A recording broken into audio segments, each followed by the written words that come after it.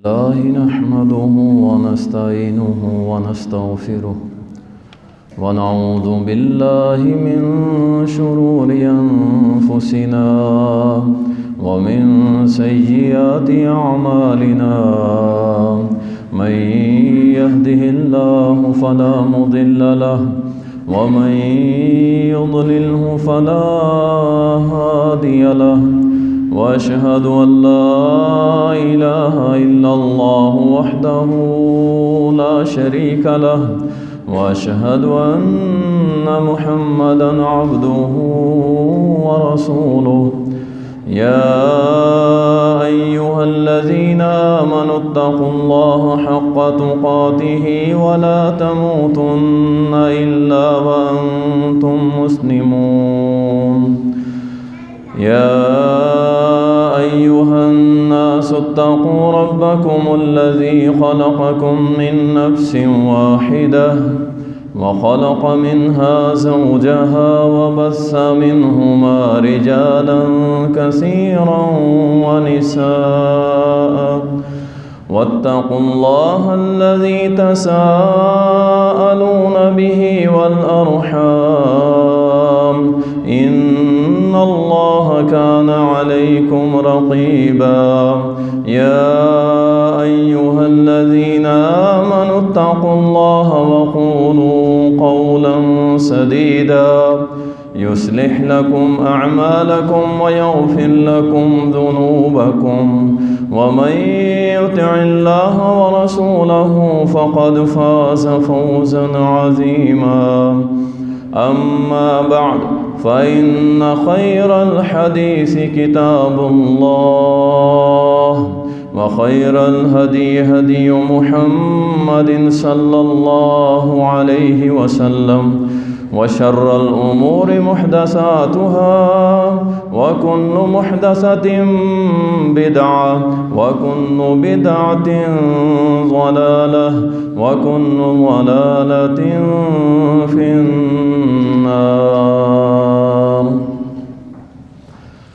قال الله سبحانه وتعالى: أعوذ بالله من الشيطان الرجيم ولله غيب السماوات والأرض وإليه يرجع الأمر كله فاعبده وتوكل عليه وما ربك بغافل عما تعملون. اللهم صل على محمد وعلى آل محمد كما صليت على إبراهيم وعلى آل إبراهيم إنك حميد مجيد. اللهم بارك على محمد وعلى آل محمد كما باركت على إبراهيم وعلى آل إبراهيم إنك حميد مجيد. تعریفات اللہ سبحانہ و تعالی کے لیے، درود و سلام سید المرسلین، شافی محشر، ساقی کوثر، امام المجاہدین جناب محمد الرسول اللہ صلی اللہ علیہ وسلم پر بے شمار رحمتیں ہوں، صحابہ کرام رضوان اللہ علیہم اجمعین پر۔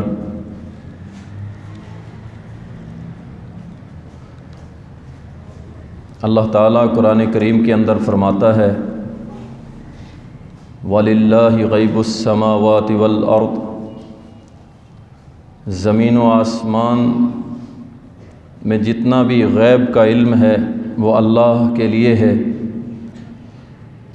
وَإِلَيْهِ يُرْجَعُ الْأَمْرُ كُلُّهُ، اور تمہارے تمام معاملات اسی کی طرف لوٹ کے جانے ہیں۔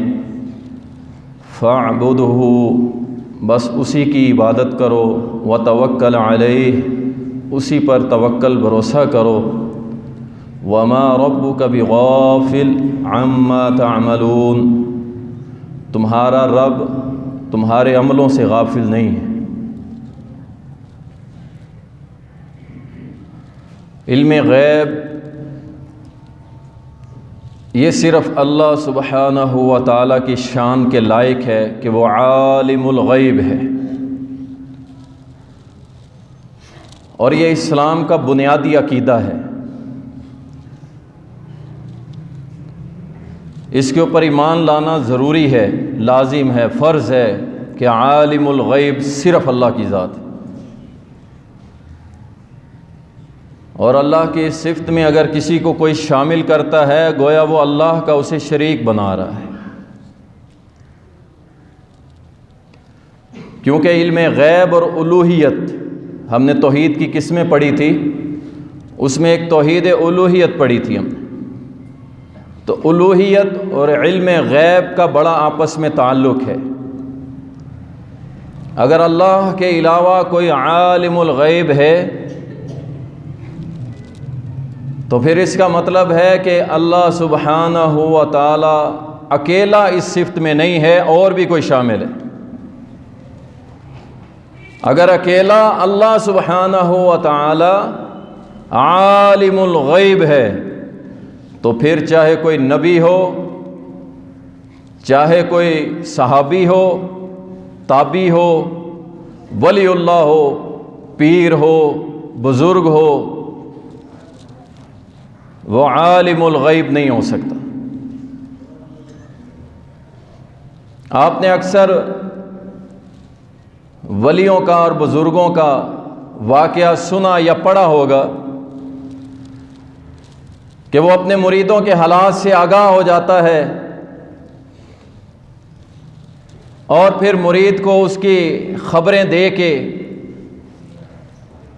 اسے مطمئن کرتا ہے کہ میں تیرے حالات سے بڑا باخبر ہوں، تو یہ نہ سمجھیں کہ تو دنیا کے کسی کونے میں ہے اور میری آنکھوں سے اوجھل ہے۔ گویا یہ اپنے آپ کو عالم الغیب بتا کے مریدوں کو سیٹسفائی کر رہا ہے، مطمئن کر رہا ہے، تاکہ یہ مریدین جو ہیں میرے سامنے سجدہ ریز بھی ہوں، میرے نام کی نظر و نیازیں بھی دیں۔ یہ گویا کہ اپنے آپ کو نعوذ باللہ رب کہہ رہا ہے، الہ کہہ رہا ہے، اور سادہ لو انسان ہمارے مسلمان بھائی اس کے چکر میں آ کے اس کو پتہ نہیں کیا کچھ مان لیتے ہیں۔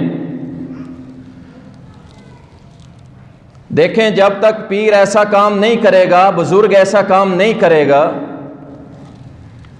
تو مریدین کبھی اسے مشکل کشا حاجت روا نہیں مانیں گے۔ وہ اس طرح کی خبریں دے گا، باتیں بتائے گا، ادھر ادھر کی مار کے یا شیاطین سے نصرت لے کے وہ اس طرح کی باتیں کرتا ہے۔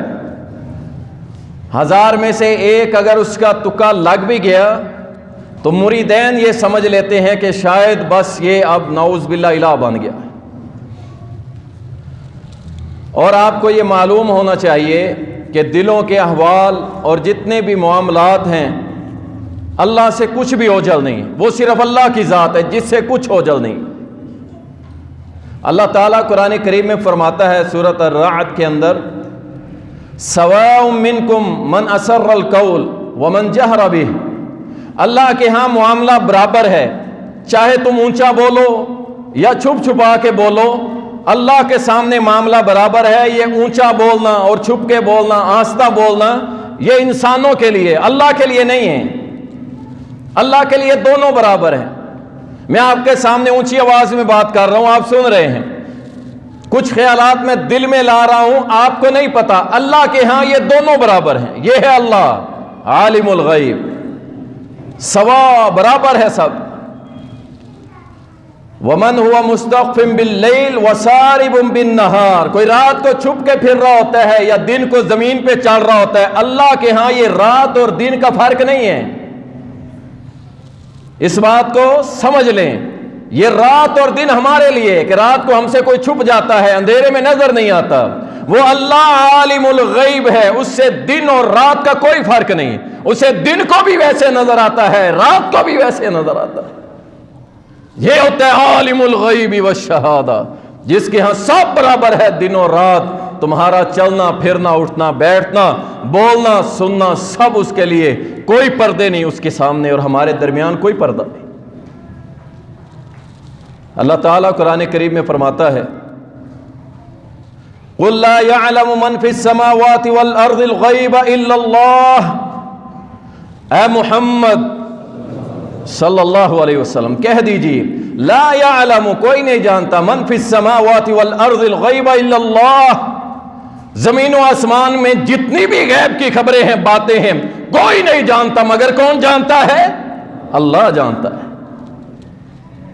وما یشعرون ایان یبعثون، اور جن سے تم نے امیدیں لگا رکھی ہے نا کہ یہ بھی کچھ جانتے ہیں، اللہ فرماتا ہے ان کو تو یہ بھی نہیں معلوم کہ ان کو اللہ زندہ کب کرے گا۔ جتنے بھی بڑے بڑے دعوے دار ہیں، آپ کسی سے یہ سوال کر کے دیکھ لیں کہ اچھا آپ کے تو جانوروں کو بھی پتا ہے نعوذ باللہ کہ کیا ہونے والا ہے، تو اچھا یہ بتا دیں قیامت کب آئے گی؟ اللہ اکبر۔ بیت اللہ کے اندر بیٹھا ہوا تھا میں، ایک شخص پاکستان سے عمرے کے لیے آیا،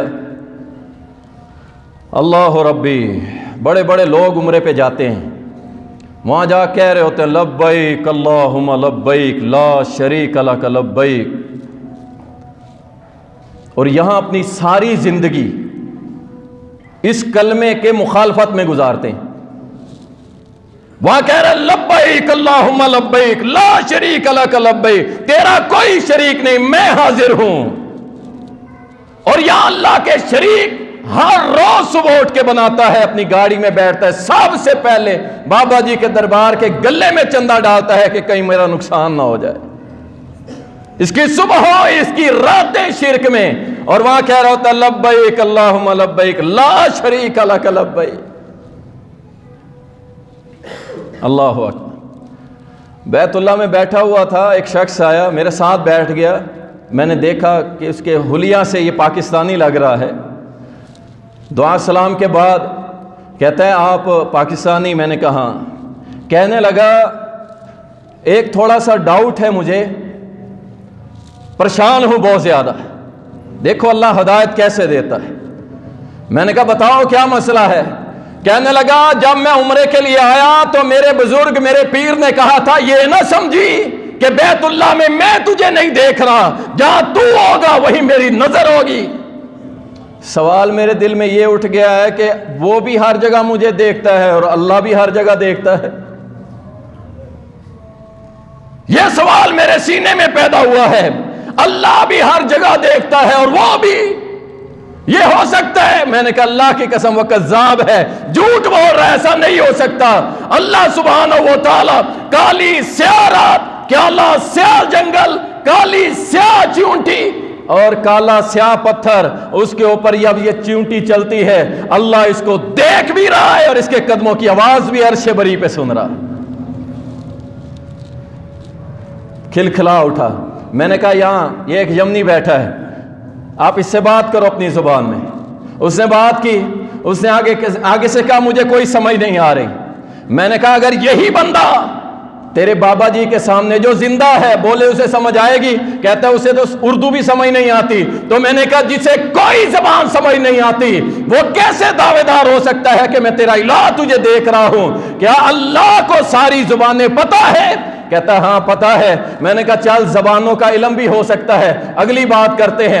اللہ کی طرف سے انڈونیشین خاتون زبان سے گونگی قریب آ کے راستے میں بیٹھ گئی اور اپنے ہونٹ ہلاتے ہوئے آنسو بہا رہی تھی، رو رہی تھی، گڑگڑا رہی تھی، گونگی تھی، بول نہیں سکتی تھی۔ میں نے کہا سن، یہ جو زبان بول رہی ہے کائنات کے اندر پوری دنیا کے بڑوں بڑوں کو چیلنج ہے، کوئی اس کی زبان سمجھ سکتا ہے؟ رونے لگ گیا، کہتے اللہ کی قسم اس کی زبان صرف میرا اللہ سمجھ سکتا ہے۔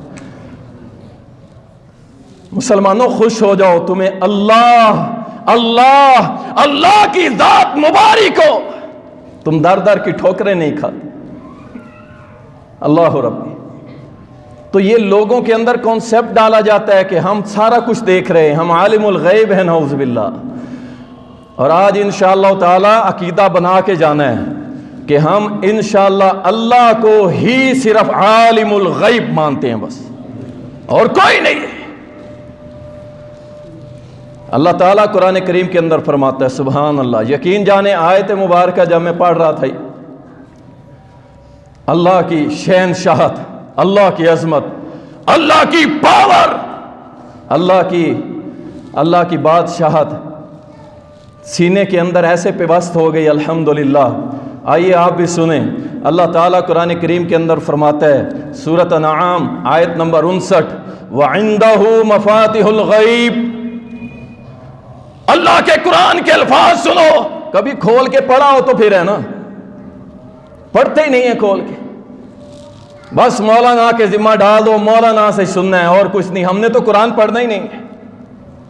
اور یہ قرآن جو پڑھ لیتا ہے وہ پھر انشاءاللہ اللہ کے علاوہ کسی کے سامنے نہیں جھکتا، یہ حقیقت ہے۔ وَعِندَهُ مَفَاتِحُ الْغَیْبِ، پہلے سن لو، ساری کی ساری غیب کے خزانوں کی کنجیاں کس کے پاس ہیں؟ اللہ کے پاس۔ لا یعلمها الا ہو، کوئی نہیں جانتا غیب مگر وہ اللہ جانتا ہے۔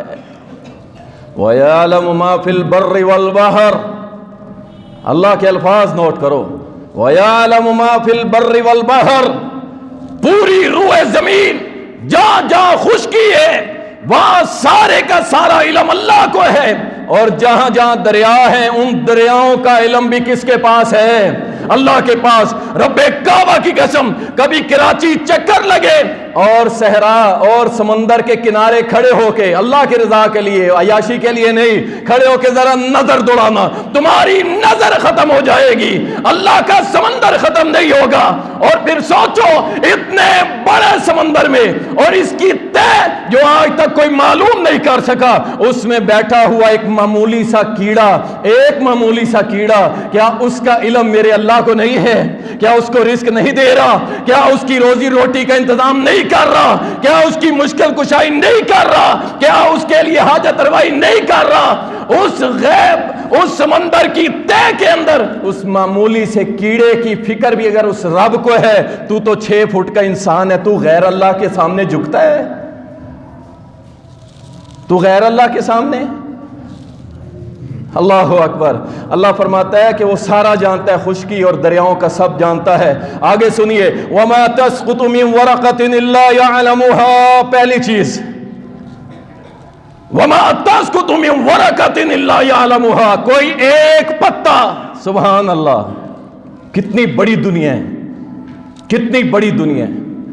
اللہ نے درخت کی بات نہیں کی، اپنی شہنشاہت اور اپنی پاور کو بیان کرتے ہوئے فرمایا کہ ایک پتا روئے زمین پر اگر کوئی گرتا ہے تو اس کا علم بھی کس کے پاس ہے؟ کوئی لاؤ تو صحیح ایسا، کوئی لاؤ تو صحیح ایسا جو اس بات کا دعوے دار ہو کہ اگر پتا بھی گرے تو مجھے علم ہوتا ہے۔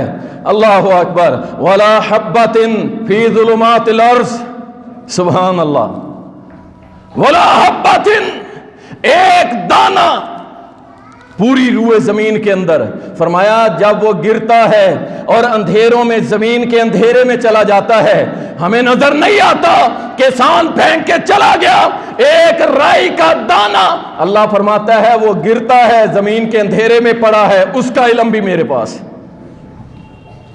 اللہ اکبر۔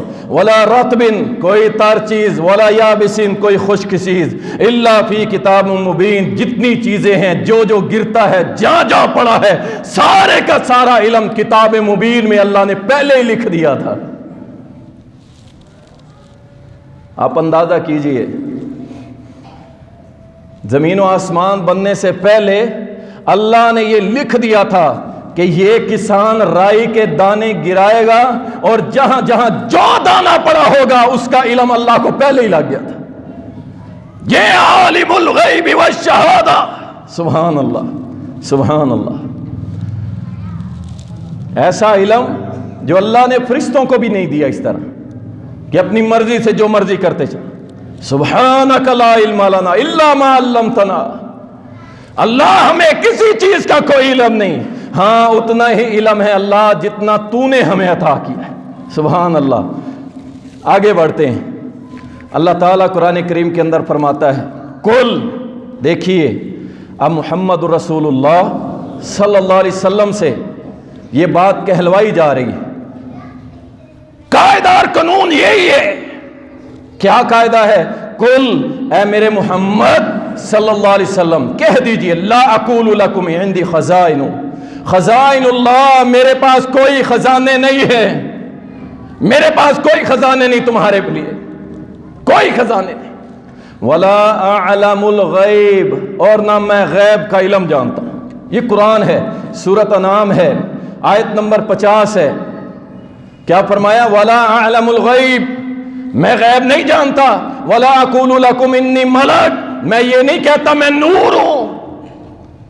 ملک فرشتے کو کہتے ہیں، اور وہ اللہ نے اپنے نور سے بنائے ہیں۔ ملک، میں ملک بھی نہیں ہوں، فرشتہ بھی نہیں ہوں۔ ان اتبع الا ما یوحی الی، میری ذمہ داری یہ ہے کہ جو اللہ مجھ پہ نازل کرتا ہے میں اس کی پیروی کرتا ہوں۔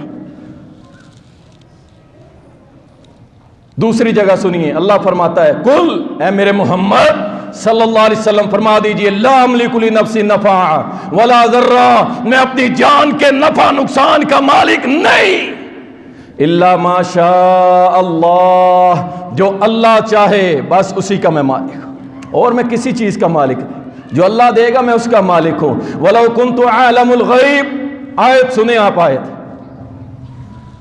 ولو کنت اعلم الغیب، اگر میں غیب جانتا ہوتا، یہ اللہ کا قرآن ہے بھائی، کوئی حدیث نہیں ہے۔ چلو حدیث پہ بھی تم اعتراض کر لیتے ہو، کرنا نہیں چاہیے، لیکن یہ اللہ کا قرآن ہے۔ کیا فرماتا ہے اللہ کہ اے محمد صلی اللہ علیہ وسلم فرما دیجئے، اگر میرے پاس علم غیب ہوتا، لَاسْتَكْثَرْتُ مِنَ الْخَيْرِ وَمَا مَسَّنِيَ السُّوءُ، تو میں ہمیشہ خیر اکٹھی کر لیتا، زندگی میں کبھی مجھے تکلیف نہ آتی۔ عالم الغیب صرف اللہ کی ذات ہے۔ ہاں، جو یہ آیت پیش کی جاتی ہے وہ بھی سن لیں۔ اللہ فرماتا ہے سورۃ الجن آیت نمبر 26 اور 27 ہے، عالم الغیب فلا یظہر علی غیبہ احدا، پہلے اللہ نے فرمایا عالم الغیب میں ہوں، میں اپنے غیب کا علم کسی پہ ظاہر نہیں کرتا، کسی کو نہیں دیتا۔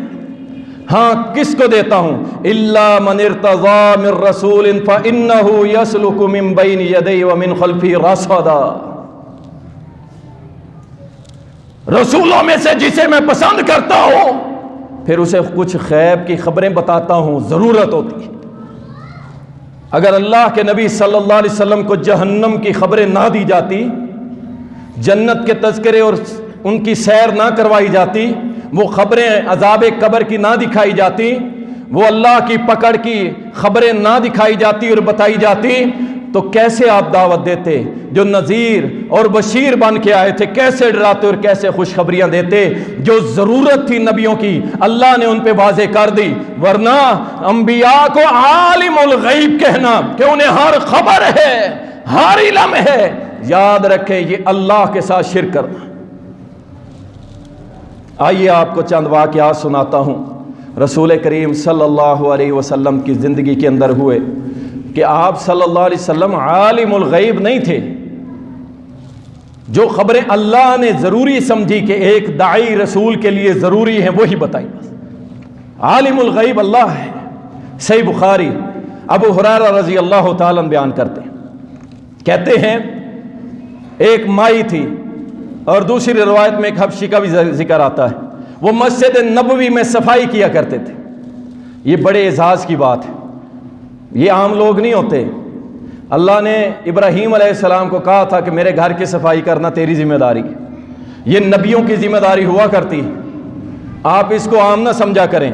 آپ بیٹھتے ہیں نا، آپ کے دائیں بائیں اگر کوئی تنکا پڑا ہوتا ہے آپ اسے اٹھا کے جیب میں ڈال لیتے ہیں۔ نبی علیہ السلام نے فرمایا اللہ قیامت کے روز اس تنکے کو بھی نیکی بنا کے تمہارے نامہ اعمال میں شامل کر دے گا۔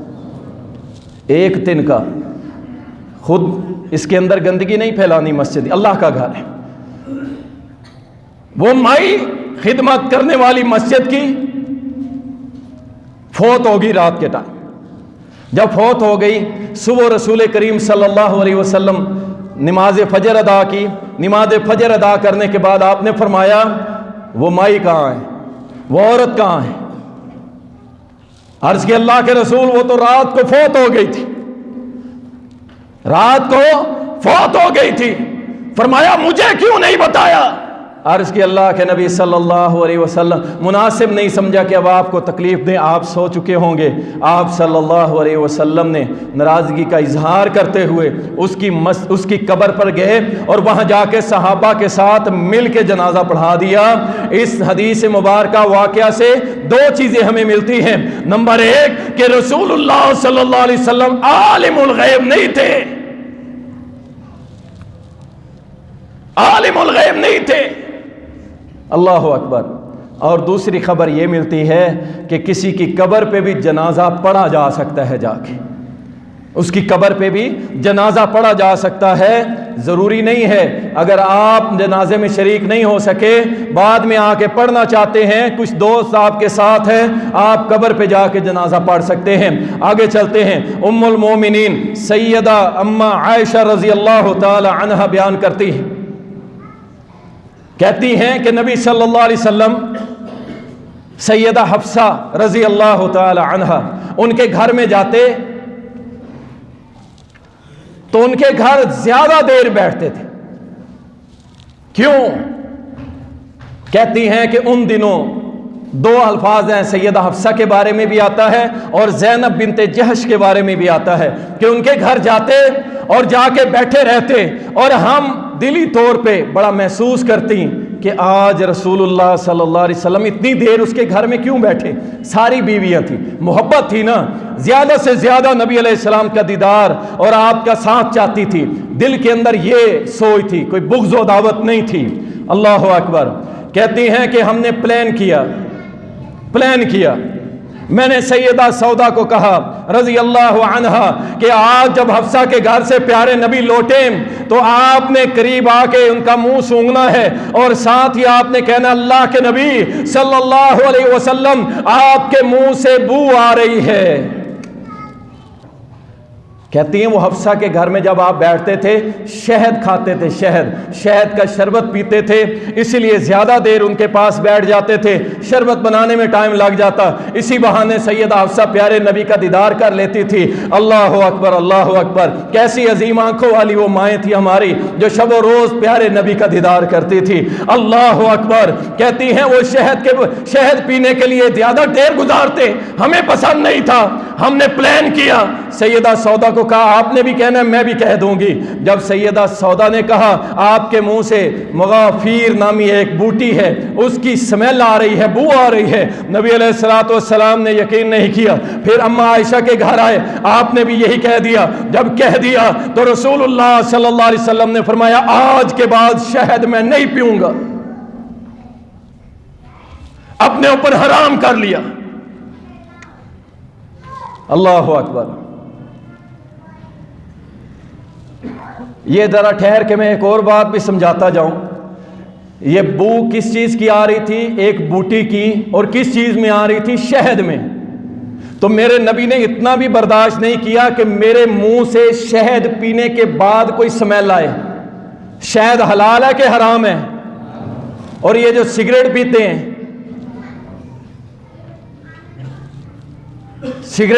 ہیں، اللہ کی قسم یہ حرام ہے۔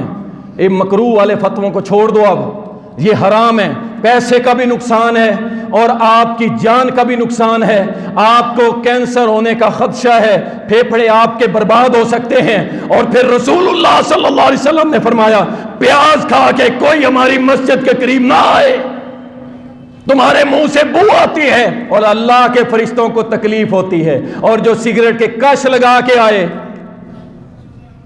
کئی ایسے دوست ہیں ان کے قریب کھڑے ہو کے نماز پڑھیں تو اللہ کی قسم نماز نہیں پڑھی جاتی، اتنی بدبو آتی ہے۔ اللہ اکبر۔ یا شہد کھا کے پیارے نبی صلی اللہ علیہ وسلم کو اتنی بھی پسند نہ آئی کہ شہد میں سے جو سمیل آ رہی ہے میرے منہ سے کیوں آ رہی ہے، فرمایا آج کے بعد شہد نہیں کھاؤں گا۔ اللہ نے قرآن نازل کر دیا یا ایھا النبی لما تحرم ما احل اللہ لک، اے میرے نبی آپ کو کس نے اختیار دیا ہے کہ آپ اللہ کی حلال کردہ چیزوں کو حرام کرتے ہیں؟ آپ اپنی بیویوں کی رضامندی چاہتے ہیں؟ رسول اللہ صلی اللہ علیہ وسلم عالم الغیب نہیں تھے. اگر ہوتے تو وہیں پہ ان کو سٹاپ کر دیتے, روک دیتے کہ تم یہ جو باتیں کر رہی ہو یہ بالکل غلط ہے, مجھے سب پتا ہے. ایسا دعویٰ تو اللہ کی قسم کبھی زندگی میں رسول کریم نے نہیں, جو آج کے امتی ان کی طرف منسوب کرتے ہیں. آگے چلتے ہیں. رسول اللہ صلی اللہ علیہ وسلم, سیدنا ابو ہریرہ راوی ہے, صحیح بخاری کے اندر واقعہ آتا ہے, نبی علیہ السلام نے 10 صحابہ کو بھیجا. کدھر بھیجا؟ جاسوسی کے لیے. جاسوسی کے لیے راستے میں گئے, کفار نے گھیرا کیا, 7 کو وہیں پہ شہید کر دیا, 3 گرفتار ہو گئے. جب نیچے اترے ان 3 میں سے 2 نے ان کے ساتھ جھگڑا کیا, وہ بھی شہید کر دیے گئے. ایک بچ گیا, خبیب رضی اللہ تعالی عنہ, اللہ ان کی قبر منور فرمائے, گرفتار ہو گئے. کیا نبی صلی اللہ علیہ وسلم اگر عالم الغیب تھے تو کیا انہوں نے نعوذ باللہ جان بوجھ کے اپنے صحابہ کو مروایا؟ کیسی باتیں کرتے ہو؟ ایسی بات جو میرے نبی نے اپنی زبان مبارک اور 1.5 لاکھ صحابہ میں سے کسی ایک صحابی کا عمل اور عقیدہ نہیں تھا. 9 شہید ہو گئے, 1 گرفتار ہو گیا, خبیب رضی اللہ تعالیٰ عنہ.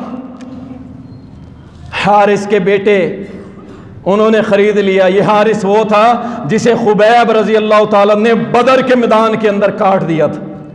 بیٹوں کو غصہ تھا, خرید لیا, کہا ہم ماریں گے, قید میں ڈال دیا. قید میں پڑے ہوئے تھے. اللہ اکبر, اللہ اکبر. اس وقت ان لوگوں نے دیکھا کہ جب اس علاقے کے اندر کھانے کو کھجور نہیں مل رہی تھی, خبیب کے آگے دیکھا تر و تازہ فروٹ پڑے ہوئے.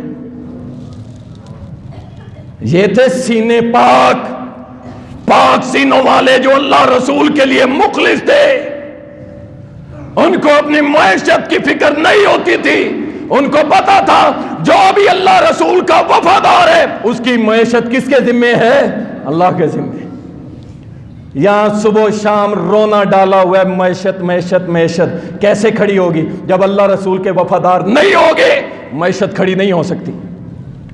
آپ کا نظام, آپ کا سسٹم جب تک اللہ رسول سے وفاداری نہیں کرے گا اس وقت تک یاد رکھو نہ معیشت ٹھیک ہوگی, نہ تمہاری معاشرتی زندگی ٹھیک ہوگی, نہ آپ کے معاملات ٹھیک ہوں گے. ساری دنیا کے کافر تمہیں طرح طرح سے مارتے رہیں. خبیب رضی اللہ تعالیٰ عنہ شہید کر دیے گئے. یہ 10 کے 10 صحابہ کو شہید کر دیا گیا. بھیجنے والے کون تھے؟ محمد صلی اللہ علیہ وسلم. عالم الغیب مان لیا جائے تو نعوذ باللہ ہم کیا یہ سمجھیں؟ ایسا عقیدہ نبی علیہ السلام کی توہین ہے, کوئی عزت نہیں ہے کہ اللہ کے ساتھ ملا دینا. رسول اللہ صلی اللہ علیہ وسلم اگر عالم الغیب تھے تو بدر کے میدان میں جب جنگ لگنے لگی آپ خیمے کے اندر داخل ہوئے اور رو رہے تھے ہاتھ اٹھا کے, اللہ یہ 313 لے کے آیا ہوں تیری توحید لا الہ الا اللہ کے غلبے کے لیے.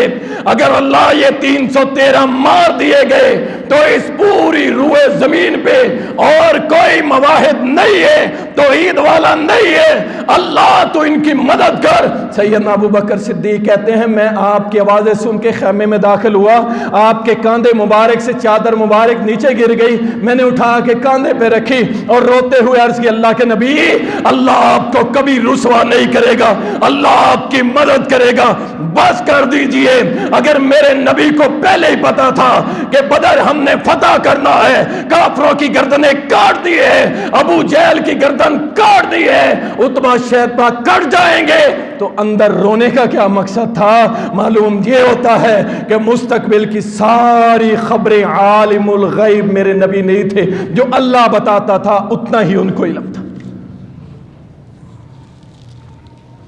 اگر یہی معلوم تھا تو احد کے اندر 72 جانیں شہید ہوئی کہ نہ ہوئی؟ خود رسول کریم صلی اللہ علیہ وسلم اس قدر زخمی ہو گئے کہ بی بی فاطمہ پیارے نبی کا چہرہ مبارک دھو رہی تھی اور حضرت علی پانی ڈال رہے تھے، اور پیارے نبی صلی اللہ علیہ وسلم کے سر میں لوہے کے پارچے گھس چکے تھے۔ میرے نبی کے اتنے زخم آئے، میرے نبی کے زخم چہرہ مبارک کے اوپر، کیا میرے نبی کو پہلے پتا تھا میں نے 72 کو شہید کروانا ہے، خود زخمی ہونا ہے، میری بیٹی روئے گی، جناب علی میرے ساتھ کھڑے ہوں گے، ابو بکر، عمر، عثمان و علی، یہ سارے کے سارے صحابہ کو داؤ پہ لگایا میرے نبی نے۔ یہ ہے وہ دین جس کا حلیہ بگاڑ دیا۔ اس دین کے لیے میرے نبی نے زخم کھائے تھے، اور کل قیامت کے روز اگر اس محمد کریم صلی اللہ علیہ وسلم نے پکڑ لیا، امتیوں مذہب پہ عمل کرتے رہے، دین اسلام پہ عمل تم نے کوئی نہیں کیا۔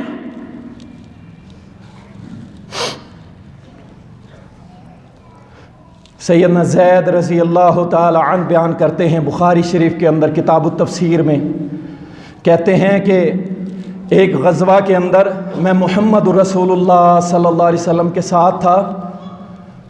میں ایک جگہ بیٹھا ہوا تھا تو عبداللہ ابن ابی ابن سلول، یہ منافق جو تھا، رئیس المنافقین، یہ بھی اس لشکر میں غزوے میں شامل تھا۔ آپ اندازہ کر لیں، کہتا ہے کچھ لوگوں کے ساتھ کھڑا ہوا، یہ باتیں کر رہا تھا اور ان کو کہہ رہا تھا کہ یہ محمد کے ساتھیوں کو یہ خیرات صدقہ نہ دیا کرو، یہ خود ہی بھوک کے مارے بھاگ جائیں گے، اور ایک عزت والا مدینے میں جائے گا اور نعوذ باللہ ذلیل لوگوں کو وہاں سے نکال دے گا۔ نعوذ باللہ اس نے پیارے نبی اور اس کے ساتھیوں کو کہا۔ سیدنا زید رضی اللہ تعالیٰ عنہ سنتے ہیں، کہتے ہیں میں چچا عمر بن خطاب کے پاس گیا اور عرض کی اللہ کے نبی صلی اللہ علیہ وسلم تک یہ رپورٹ پہنچائے، جناب عمر یہ عبداللہ یہ باتیں کر رہے مسلمانوں کے خلاف اور میرے نبی کے خلاف۔ جناب عمر نے جا کے عرض کی اللہ کے نبی صلی اللہ علیہ وسلم عبداللہ ابن ابی یہ باتیں کر رہا ہے۔ نبی صلی اللہ علیہ وسلم نے عبداللہ ابن ابی کو بلایا اور پوچھا تم نے یہ باتیں کی ہیں؟ کہتا اللہ کی قسم میں نے کوئی بات نہیں کی، قسم اٹھا لی اس نے۔ نبی صلی اللہ علیہ وسلم نے فرمایا زید تو جھوٹا ہے، اس نے سچ بولا ہے۔ اللہ اکبر۔ جبکہ اس نے یہ بات کی تھی، زید کہتا ہے اللہ کی قسم میری حالت یہ تھی کہ زمین پھٹے گی، میں دس جاؤں گا کہ زبان نبوت سے میرے لیے لفظ جھوٹا نکل گیا۔ اللہ اکبر۔ اتنا شدید بخار ہوا کہ زندگی میں مجھے کبھی نہیں ہوا تھا، میں رو رو کے ہلکان ہو گیا، لیکن ایک بات میرے دل میں تھی کہ اللہ میری گواہی ضرور دے گا، اللہ میری گواہی ضرور دے گا۔ کہتے ہیں جب ایک دو دن گزرے تو میں رسول کریم صلی اللہ علیہ وسلم کے سامنے آیا تو آپ مسکرا دیے، فرمایا زید اللہ نے وہی کی ہے کہ زید نے سچ کہا تھا۔ اگر میرے نبی عالم الغیب ہوتے کیا ایسی بات کرتے، ایسا فیصلہ کرتے؟ اللہ اکبر۔ ایسی بات نہیں ہے، یہ عقیدہ توحید کے خلاف ہے۔ یاد رکھیے رسول اللہ صلی اللہ علیہ وسلم کی زندگی میں کئی واقعات آئے۔ صحیح بخاری کتاب و تفسیر میں جو اماں عائشہ کا واقعہ آتا ہے، آپ پہ تہمت لگا دی منافق نے، اس کی عبداللہ ابن ابی نے، یہ بڑا ظالم تھا، لیکن میرے نبی نے پھر بھی اس کا جنازہ پڑھا دیا، جنازہ بھی پڑھا دیا، اپنا کرتا اتار کے دیا، اسے بطور کفن دے دو۔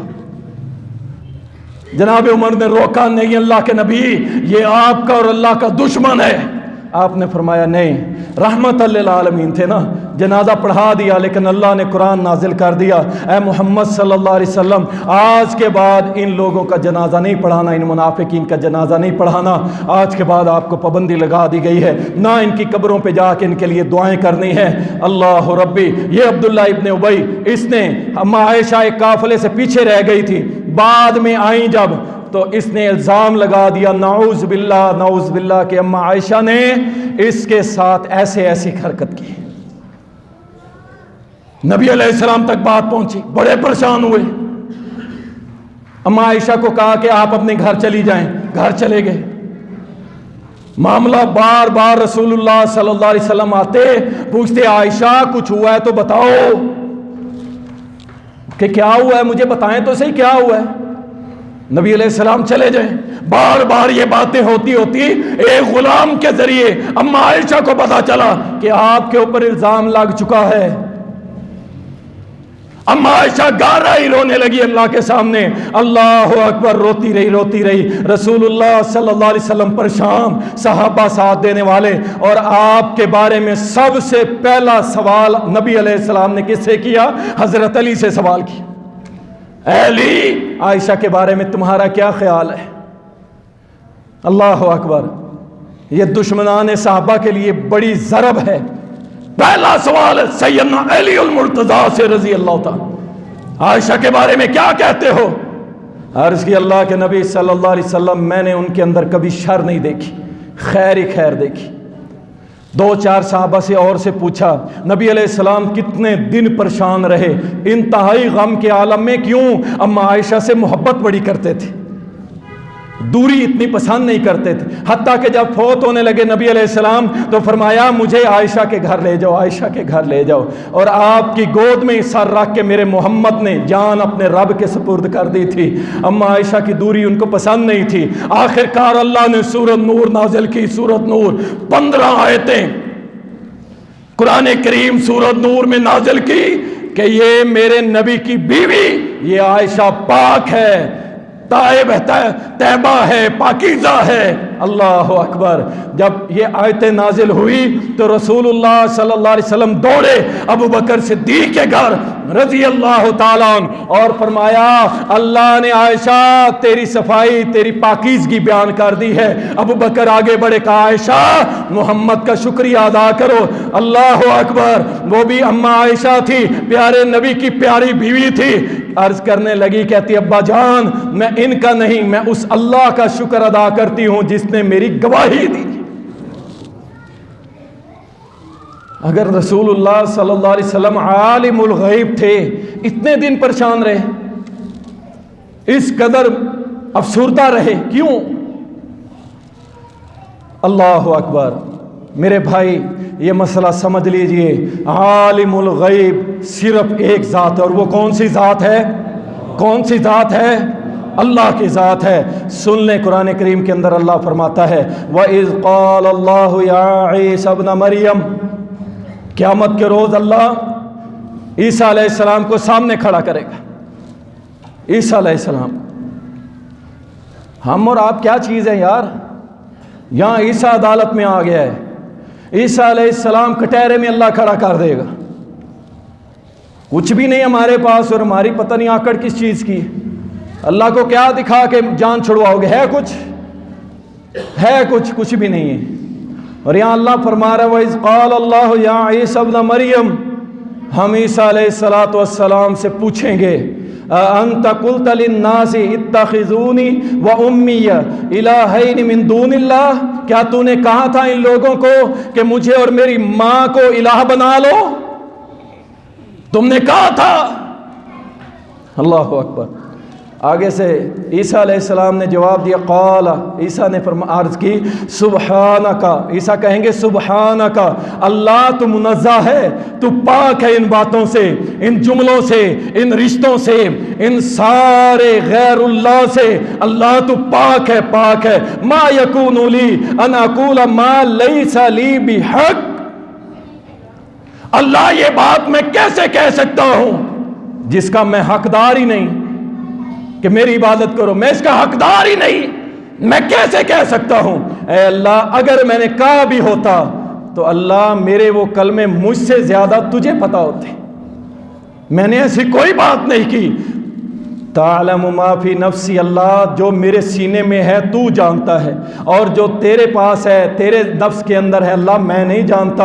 انک انت علام الغیوب، اے اللہ تو عالم الغیوب ہے، عالم الغیب ہے، سارے کا سارا علم تیرے پاس ہے۔ تو قیامت کے روز اللہ اپنے پیغمبر سے بھی یہ سوال کر لے گا، اور اللہ سبحانہ و تعالیٰ سارے پیغمبر اس روز گواہی دے دیں گے کہ عالم الغیب صرف ایک ذات ہے، اللہ وہ تیری ذات ہے۔ اور انشاءاللہ ہمارا بھی عقیدہ آج بھی یہی ہے، اور مرتے دم تک انشاءاللہ یہی رہے گا کہ عالم الغیب کس کی ذات ہے؟